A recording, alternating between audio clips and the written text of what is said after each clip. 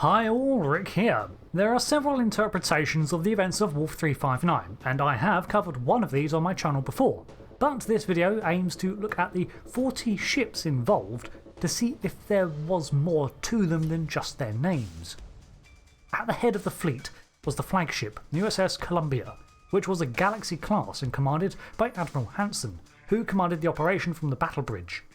This vessel was unfortunately completely lost in the battle. So starting with those that we know of a little. The USS Dunkirk was a Cheyenne class, as was the Kumari. The latter one was named for the Andorian Imperial Guard flagship and the first ice cutter to circumnavigate Andoria. The USS Firebrand was a single-nacelled Freedom class. The Princeton was a Niagara class. The USS Conum was a New Orleans class and named after a Klingon defector of the 23rd century. We have a selection of Constellation vessels too. The USS Saleya, named after the mountain on Vulcan, the Galatea, Bastion, and the USS Constance. The last of these vessels, to which Captain Liam Shaw served on when he was part of the engineering team before his promotion. The USS Anderson was named for Michael Anderson of the shuttlecraft Columbia, and was a Springfield-class starship. The Chekhov was also a Springfield vessel, and was part of the exploration missions into the Trexelian Expanse, where it encountered Starfleet vessels from various eras, thanks to the unique temporal nature of this area of space. There were also several Shikar-class starships, like the USS Gage, on which Chakotay served before leaving Starfleet. The USS T'Pau and the USS Tashen-Coville were also of the same class. The Tashen-Coville was named for a human captain of the 23rd century in command of the USS Gagarin, but with a nice touch he clearly had a Vulcan's name. I wonder if he grew up on Vulcan. The USS Yamaguchi was an ambassador class and launched in 2342 and saw combat encounters with the Klingon Empire, Breen, and fought in the Cardassian border wars. The USS Saval was also named after an ambassador of history and an ambassador class vessel. During its duties it travelled to explore an alternate dimension. And the USS Gora Bim Grau was aptly named after the Tellarite ambassador who helped in the founding of the Federation, and that entered service after 2346. The USS Mithailik Shran was a Centaur class and named for the Andorian captain who contributed in major ways to the formation of the coalition of planets alongside Graal, Archer, and the workings of Saval. It was replaced by a Reliant-class vessel by the time of the 25th century. The Liberator was a Centaur class and seems to have launched its shuttle complement during combat or as an evacuation effort. Many of them, however, were also lost.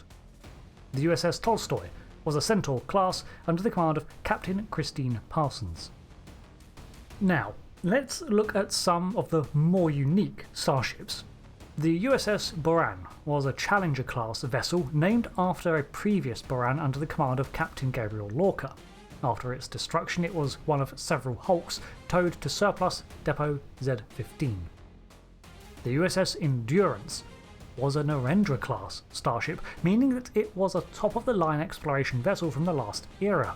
It was named after a prior exploratory vessel of the 23rd century and was replaced with a Sovereign class.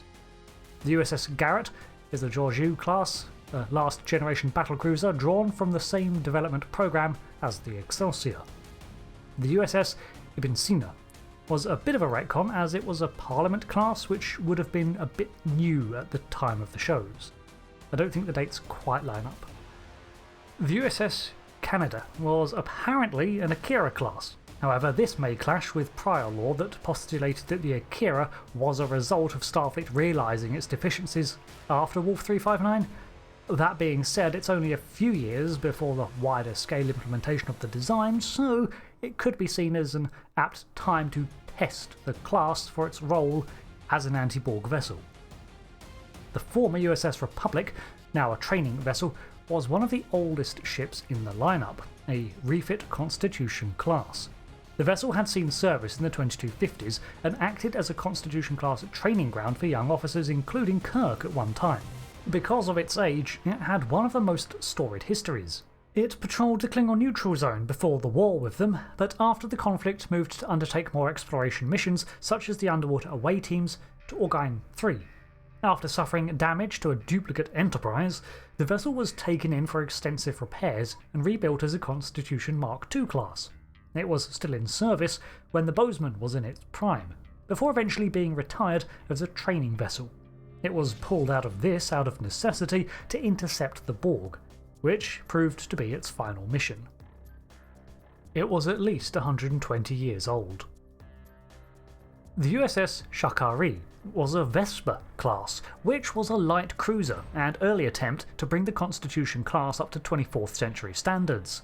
While the project met with some success, ultimately this was not deemed a worthwhile investment, but several of these Vespers still existed.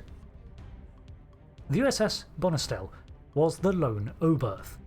In its history, Catherine Janeway served on it shortly after her graduation, and depending on the recounting of the battle that you read, the ship was either supposed to simply act as the fleet's eyes and connection to Starfleet Command proper, or as the initial bait to lure in the Cube.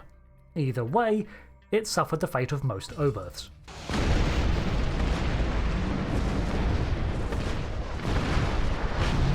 The USS Kyushu was another New Orleans and one of the first vessels launched from Starbase Earhart. There is one recorded adventure where the crew uncover an ancient artifact which allowed communication to your future selves. However, this caused a time loop to occur and the Department of Temporal Investigations had to lock it away. The USS Mjolnir was a Miranda-class vessel on which at one point Tom Paris's grandfather, Mike Paris, served aboard. Eventually a Norway-class vessel would inherit her name.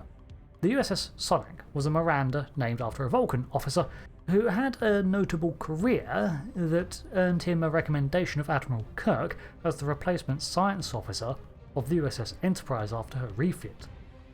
Unfortunately, his last act was to serve as nightmare fuel for some Earthside transporter chiefs as the Enterprise's transporters mutilated him.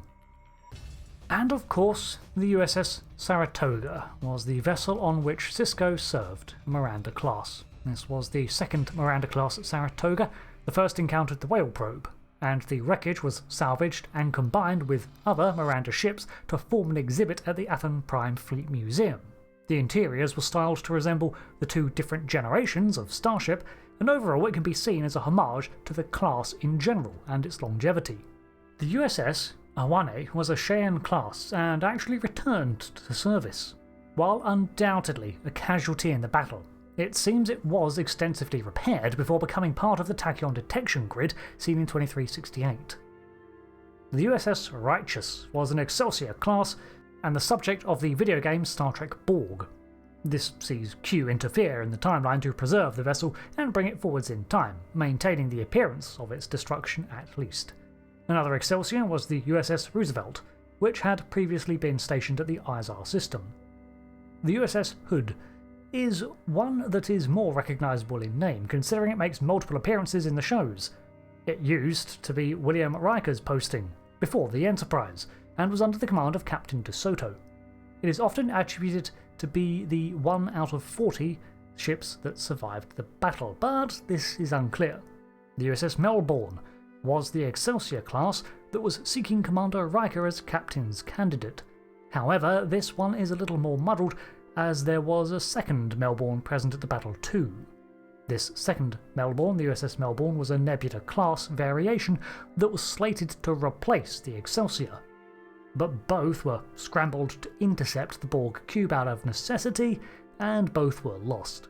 To denote this, the ship had a PCU designation, which means pre-commissioned unit.